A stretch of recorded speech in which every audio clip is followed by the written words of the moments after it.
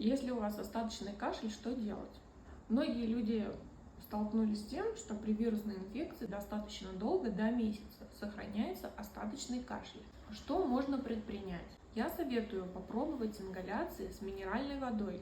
Щелочная минеральная вода восстанавливает ресничные эпителий, обеспечивает дренаж слизистой оболочки, и кашель проходит гораздо быстрее. Рецепт смеси для ингаляции смотри в описании. Подписывайтесь на наш аккаунт, у нас много полезных видео от разных врачей нашей клиники для вашего здоровья.